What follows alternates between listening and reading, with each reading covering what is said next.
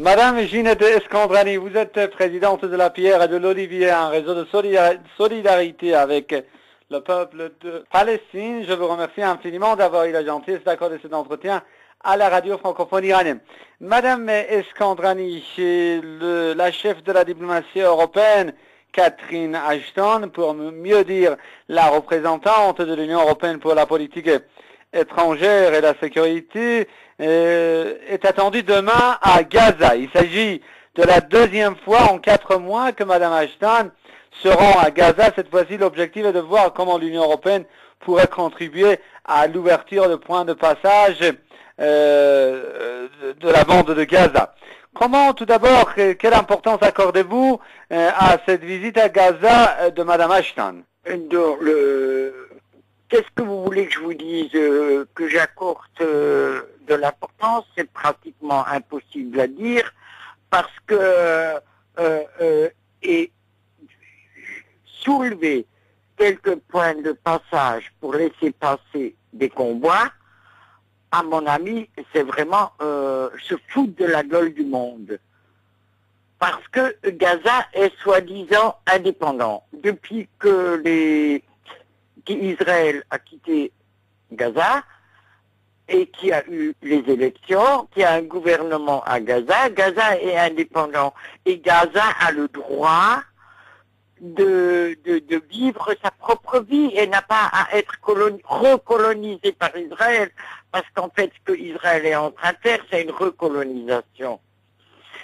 Et puis, de toute façon, il y a eu des élections libres et démocratiques. Il y a eu beaucoup d'observateurs européens, dont Michel Rocard, qui étaient là-bas et qui ont confirmé que c'était des élections vraiment démocratiques et que le Hamas qui a été élu pour gérer la bande de Gaza a été élu démocratiquement. Mais Israël a fait mettre le Hamas sur la liste des terroristes.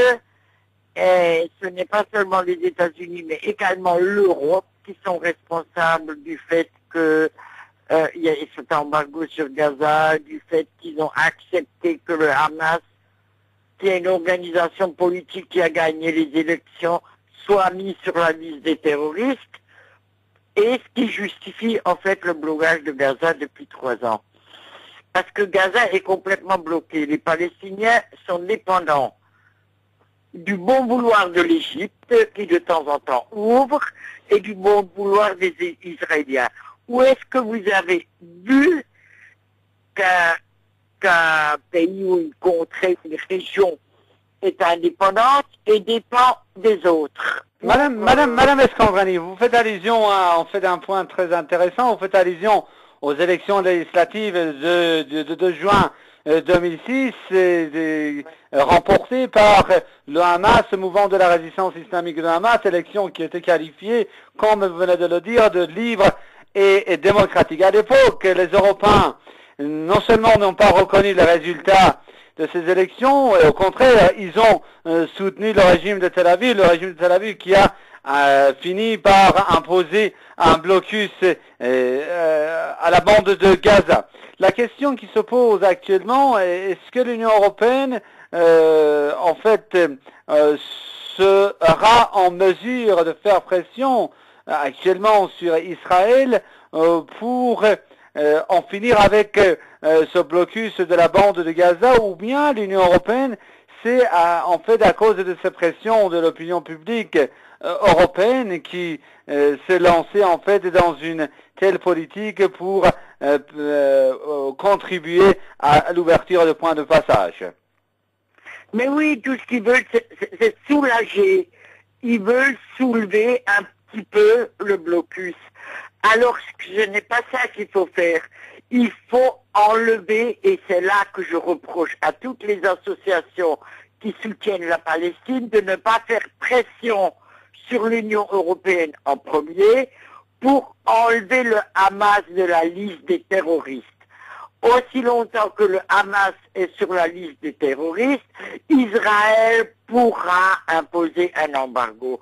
Et toutes les associations et tous les pays arabes ou autres, musulmans, qui veulent soutenir les Palestiniens de Gaza doivent faire pression pour que le Hamas soit enlevé de la liste des terroristes afin qu'il puisse gérer ce qu'il a gagné par les élections. C'est pas du tout logique.